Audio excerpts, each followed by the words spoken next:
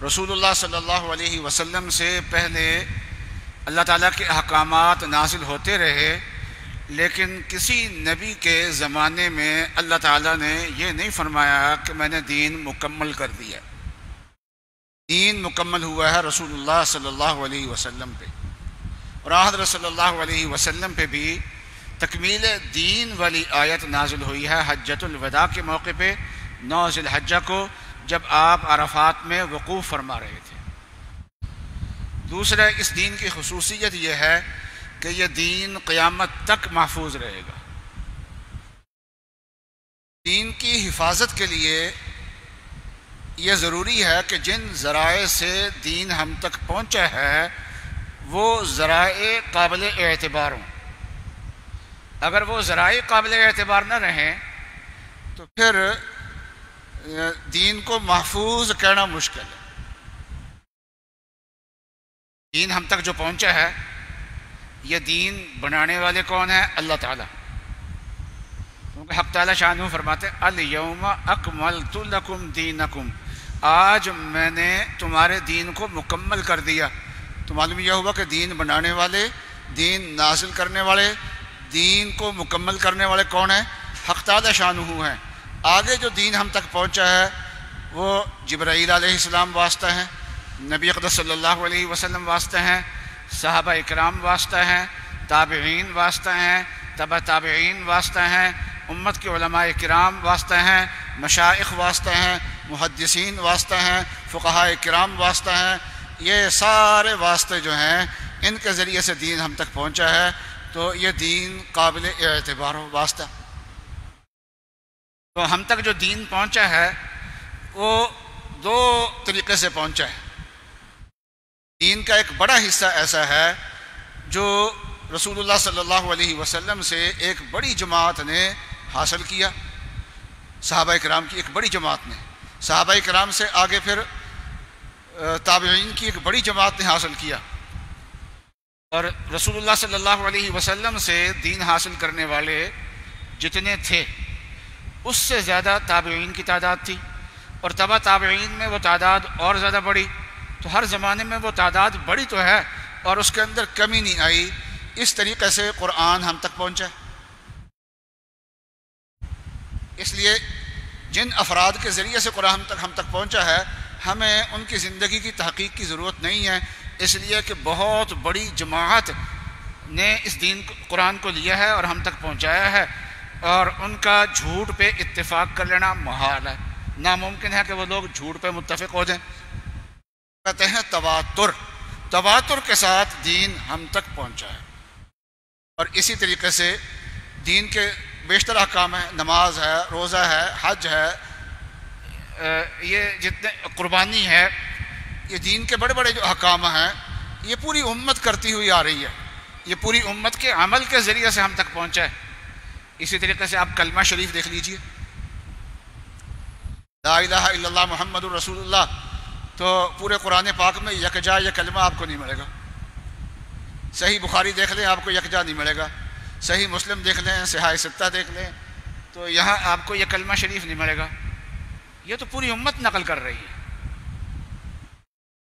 امت کے ہر فرد نے یہ کلمہ پڑھا، اور جس نے یہ کلمہ نہیں پڑھا وہ امتی نہیں ہے، سارے امتی اس کو پڑھتے ہوئے آ رہے ہیں۔ اس لیے اس کو نہ قرآن میں ذکر کرنے کی ضرورت، نہ احادیث میں اس کو ذکر کرنے کی ضرورت۔ تو یہ تواتر کے ساتھ ہم تک پہنچا ہے، نماز تواتر کے ساتھ ہم تک پہنچی ہے۔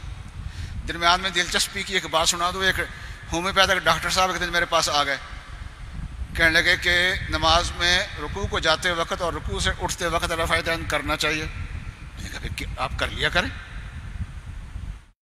ہمیں اس سے کیا غرض، ہم آپ کو نہیں روکتے۔ اگر آپ رفع یدین کرتے ہیں تو ہم آپ کو رفع یدین سے نہیں روکتے۔ امت کی ایک بڑی جماعت کی تحقیق یہی ہے کہ رفع یدین کے ساتھ نماز پڑھنی چاہیے، ایک امت کی ایک بڑی جماعت کی رائے یہ ہے، تو ہم نہیں روکتے آپ کو، آپ کیا کریں۔ ہم تو یہ کہتے ہیں نماز پڑھو، باقی جن کو ان علماء پہ اعتماد ہے جو رفع یدین نہیں کرتے وہ نہ کیا کریں، جن کو ان علماء پہ اعتماد ہے جو رفع یدین کرتے ہیں وہ کر لیا کریں۔ کہنے لگے نہیں، میں آپ سے کہنے آیا ہوں کہ آپ کیا کریں۔ میں نے کہا بہت اچھی بات ہے، آپ کا بڑا شکریہ، آپ میری نماز ٹھیک کرانے آئے ہیں۔ آپ کا بڑا شکریہ، تو آپ ذرا فرمائیے کہ آپ کیوں کہہ رہے ہیں مجھے؟ کہنے لگے صحیح بخاری میں حدیث ہے۔ میں نے کہا کہ آپ کا مطلب یہ ہے کہ صحیح بخاری کی حدیث دیکھ کے ہم اپنی نماز ٹھیک کریں؟ کہنے لگا ہاں ہاں یہی کرنا چاہتا ہوں۔ اس طبقے میں ذرا تھوڑی سی سختی بھی ہوتی ہے، تو بڑی سختی سے بات کر رہا تھا۔ میں نے کہا پہلے قرآن نہ ٹھیک کر لیں صحیح بخاری دیکھ کے۔ کہنے لگا اس کا مطلب کیا ہوا؟ میں نے کہا کہ قرآن پاک میں کچھ آیتیں ایسی ہیں جو موجودہ قرآن میں نہیں ہیں، اس قرآن کے خلاف ہیں، تو پہلے تو قرآن ٹھیک کرنا چاہیے نا، نماز تو بعد کی بات ہے۔ یہ کیا بات ہوئی؟ میں نے 2-3 حدیثیں نکال کے دکھائیں، وہ بڑا حیران ہوا۔ میں نے کہا قرآن ٹھیک کرو گے پہلے بخاری دیکھ دیکھ کے؟ کہنے لگا نہیں۔ میں نے کہا کیوں نہیں کرو گے؟ کہتے بس نہیں کرنی۔ وجہ تو بتاؤ۔ کہنے لگا بس نہیں کرنی۔ میں نے کہا میں وجہ بتاتا ہوں آپ کو کہ قرآن ہے متواتر اور بخاری کی یہ روایت متواتر نہیں ہے، اس لیے آپ بخاری کی روایت دیکھ کے قرآن نہیں ٹھیک کریں گے۔ کہنے لگا ہاں ایو گل، وہ پنجابی میں بول رہا تھا ایہی گل۔ میں نے کہا بس ٹھیک ہے سمجھ میں آ گیا۔ میں نے کہا قرآن اس لیے بخاری دیکھ کے نہیں ٹھیک کرنا کہ قرآن متواتر ہے اور بخاری کی روایت خبر واحد ہے۔ کہنے لگا بالکل ایسا ہی ہے۔ تو میں نے کہا کہ ایسے ہی ہماری جو نماز ہے نا وہ متواتر ہے۔ امام ابو حنیفہ تابعی ہیں، صحابہ کو دیکھا، تابعین کو دیکھا، اس وقت سے یہ نماز ہماری رسول صلی اللہ علیہ وسلم کے زمانے سے چلتی ہوئی آ رہی ہے، نماز ایسے ہی۔ میں نے کہا قرآن متواتر ہے حافظوں کے ذریعے سے، نماز متواتر ہے نمازیوں کے ذریعے سے، تو دنیا میں نمازی زیادہ ہے یا حافظ زیادہ؟ کہنے لگا نمازی زیادہ۔ میں نے کہا پھر ہماری نماز جو ہے وہ قرآن سے زیادہ متواتر ہے، اور قرآن نہیں بدلا جا سکتا۔ میں نے کہا ہر چیز نہیں بدلا کرتے۔ بہرحال وہ تو دین کا ایک بڑا حصہ تو ایسا ہے، اور دین کا کچھ حصہ ایسا بھی ہے جو روایتوں کے ذریعے سے ہم تک پہنچا ہے، سندوں کے ذریعے سے ہم تک پہنچا ہے، اور یہ اسناد جو ہے یہ اس امت کی خصوصیت ہے۔ میں نے کہا آج کچھ نا دین کی بنیادیں بھی تو کچھ بتاؤ نا آپ کو۔ تو اسناد اس امت کی خصوصیت ہے، اس میں پھر پرکھا جاتا ہے کہ یہ حدیث جن راویوں کے ذریعے سے ہم تک پہنچی ہے یہ راوی کیسے ہیں، قابل اعتبار ہیں یا نہیں ہیں۔ ان راویوں کے حالات کے اعتبار سے پھر محدثین جو ہیں وہ حدیث کی اقسام کرتے ہیں، یہ حدیث صحیح ہے، یہ حدیث حسن ہے، اور یہ حدیث ضعیف ہے۔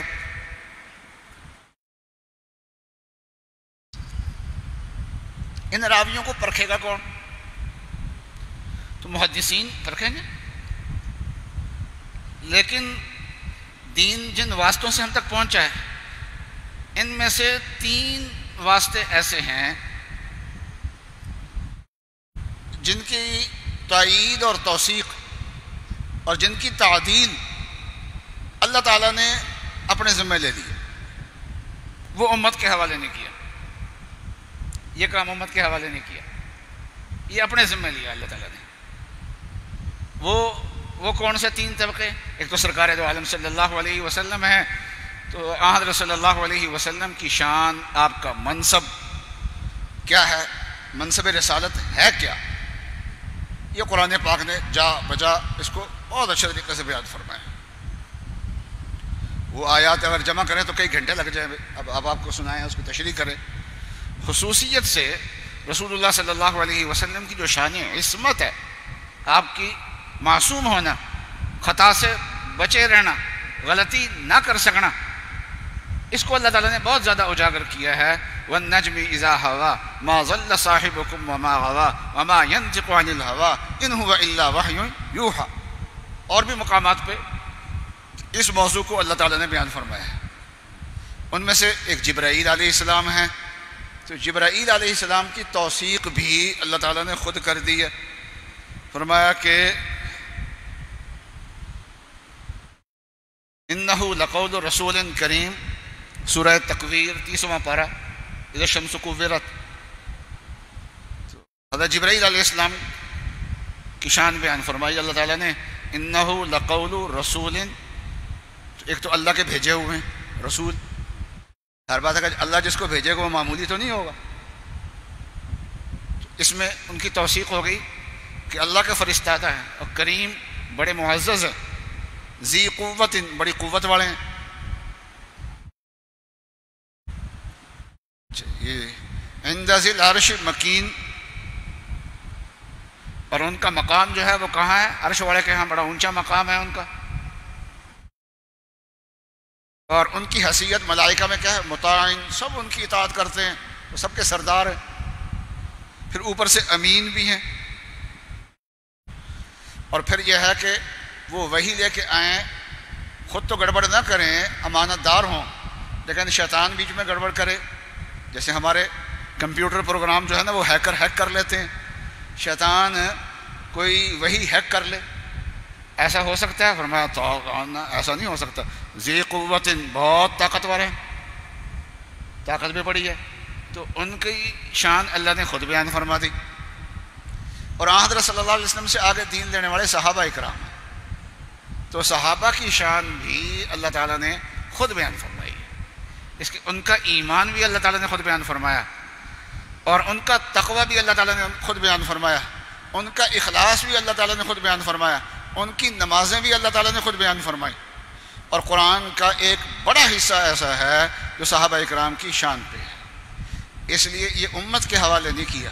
اس لیے کہا جاتا ہے کہ صحابہ کے بارے میں جب رائے قائم کرنی ہے تو وہ قرآن کی بنیاد پہ کرنی ہے، یا رسول اللہ صلی اللہ علیہ وسلم نے جو ارشاد فرمائے ہیں اس کی بنیاد پہ کرنی ہے.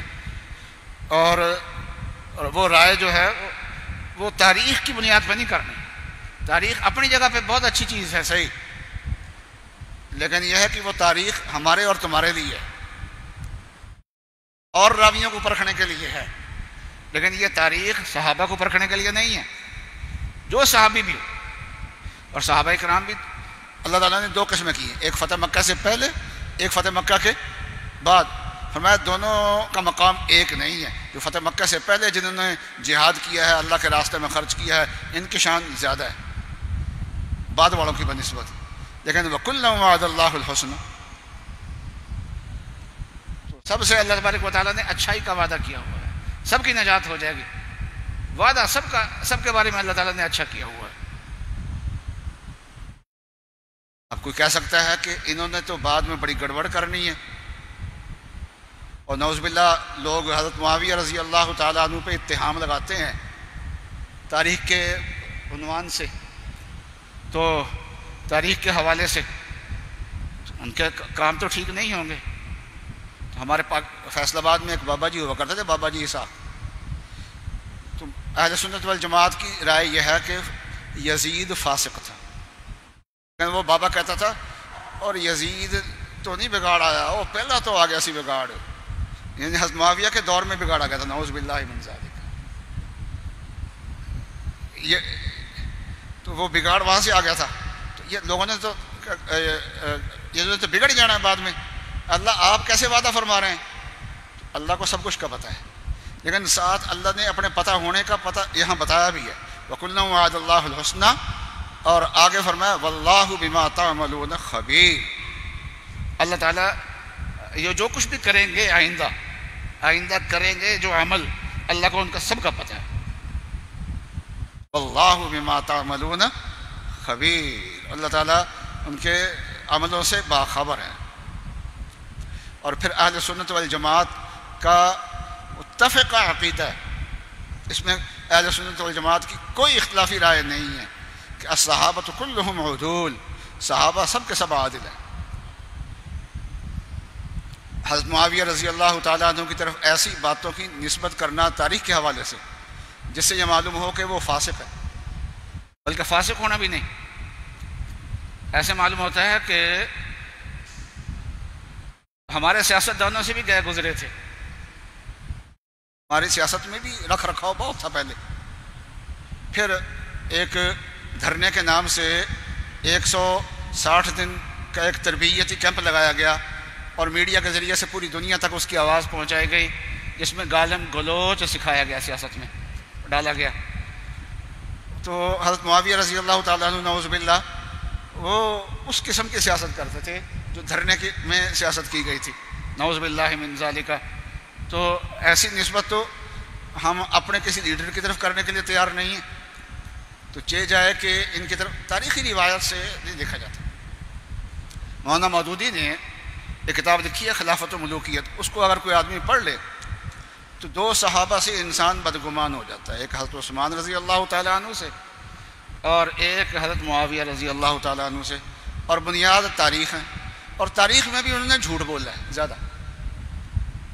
ایک تو غلطی یہ ہے کہ تاریخ کو بنیاد بنانا، جب قرآن موجود، احادیث موجود، اہل سنت والجماعت کا اتفاقی عقیدہ موجود، پھر تاریخ کا سہارا لینے کی ضرورت کیا ہے؟ پھر تاریخ میں بھی قطر و پیوند کرنا، مرضی کی چیز لینا، جو چیز مرضی کی نہیں ہے اس کو چھوڑ دینا۔ تو اگر اس طریقے سے انہوں نے لیا، اس کا جواب حضرت مولانا تقی صاحب نے لکھا ہے، تو قرآن کے حوالے سے نہیں، انہوں نے فرمایا حضرت معاویہ اور تاریخی حقائق، کتاب کا نام یہ رکھا ہے، اس میں انہوں نے ثابت کیا ہے کہ مودودی صاحب نے تاریخ میں بھی خیانت سے کام لیا۔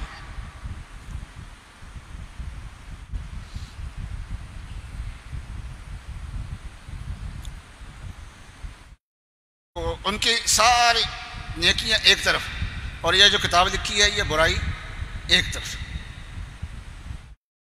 اس لیے ہمارے علماء جو ہیں وہ مودودی فکر کو پسند اس وجہ سے نہیں کرتے کہ انہوں نے صحابہ کو تان، اور صحابہ پہ تان کرنا، پھر صحابہ میں سے بھی حضرت عثمان رضی اللہ تعالیٰ عنہ وہ خلیفہ راشد ہیں، اور خلفۂ راشدین کی سنت کی اتباع کا حکم ہے، ان کو ہدف تنقید بنانا۔ اور پھر وہ حضرت عثمان رضی اللہ تعالیٰ عنہ تو وہ ہیں کہ حضرت صلی اللہ علیہ وسلم کے پاس آنے والے آپ کے صحابہ آتے تھے، آپ لیٹے ہیں بیٹھے ہیں، لیکن حضرت عثمان جب تشریف لاتے تو جلدی سے اپنے کپڑے سیدھے کر لیتے۔ کس نے پوچھا یا رسول اللہ اور بھی آتے ہیں تو آپ بے تکلف ہو کے لیٹے رہتے ہیں، جب عثمان آتے ہیں تو آپ پہلے اپنے کپڑوں کو ٹھیک کرتے ہیں؟ فرمایا کیوں نہ کروں، جس شخص سے اللہ حیا کرتے ہیں، فرشتے حیا کرتے ہیں، میں کیوں نہ حیا کروں۔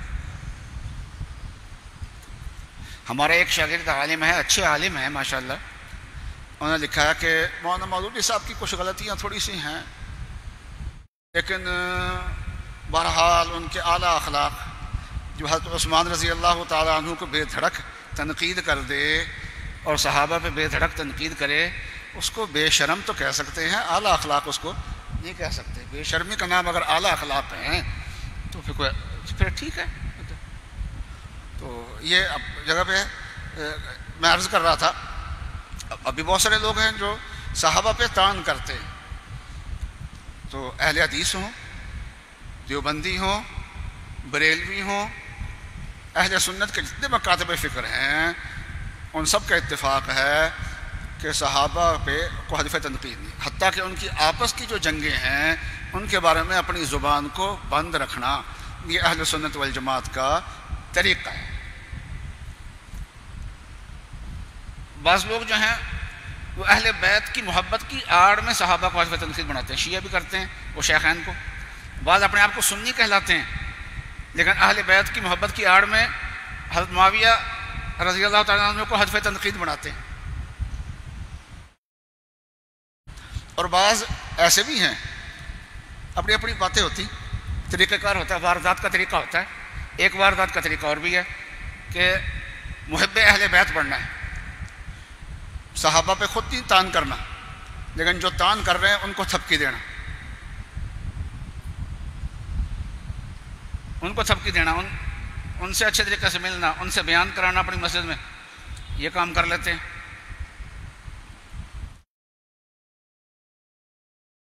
اور بعض سے یہ بھی نہیں ہو سکتا تو وہ اس سے چھوٹا جتنا ہو سکتا ہے اتنا کام کر لیں، کہ ہمارے بزرگوں کی وہ عبارات جن میں خلافت راشدہ میں اور حضرت معاویہ کے دور میں فرق کیا گیا ہے، کیونکہ اللہ صلی اللہ علیہ وسلم نے فرمایا خلافت راشدہ 30 سال ہوگی، یہ بعد میں بھی کے دور کو بھی خلافت کہہ دیتے ہیں، لیکن یہ 30 سالہ دور ہے، خاص دور جس کی علامات قرآن نے بیان کی ہیں، وہ ساری کی ساری علامات اکٹھی 30 سالہ دور میں ہوتی ہیں۔ تو 4 خلفاء کو کہتے ہیں حق، ہمارے ہاں کہتے ہیں حق 4 یار، تو 4 خلفاء، تو بازار بات ہے کہ خلفاء راشدین کا دور اور بعد کے دور میں فرق تو ہوگا، کیونکہ وہ دور وہ ہے کہ جس کو دین کہا گیا ہے اور جس کے اتباع کا حکم ہے، حضرت معاویہ کا دور انصاف کا دور ہے.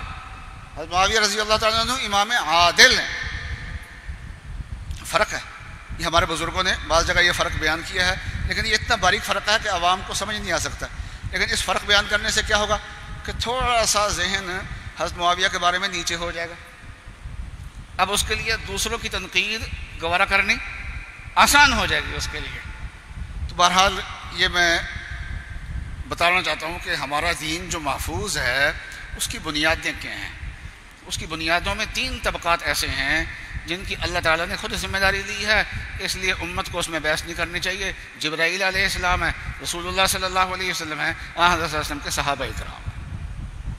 یہ بھی مشکل بات تھی، آپ کو میں نے کہہ دی، ضرورت تھی. آج کل بحثیں چل رہی ہیں. باقی میں نے مودودی صاحب کا نام لیا ہے. فکر مودودی ہے اور جماعت اسلامی کے ساتھ ہماری جماعتوں نے اتحاد کیا ہے. خصوصیت سے قاضی حسین احمد صاحب کے زمانے کے بعد سے سیاست اور فکر مودودی یہ دونوں اکٹھے نہیں چلائے، انہوں نے الگ الگ چلائے. تو ایک ہے کسی مشترکہ مقاصد کے لیے اتحاد ہونا، وہ اور چیز ہے. اور ان کی جو کتاب ہے خلافت و ملوکیت، اس سے کبھی ہمارے بزرگوں نے اتفاق نہیں کیا، اس کو کبھی بھی پسند نہیں کیا. اللہ تعالیٰ ہماری حفاظت فرمائے اور صراط مستقیم پہ ہمیں ثابت قدمی عطا فرمائے. وآخر دعوانا ان الحمدللہ رب العالمین. الحمدللہ رب العالمین الرحمن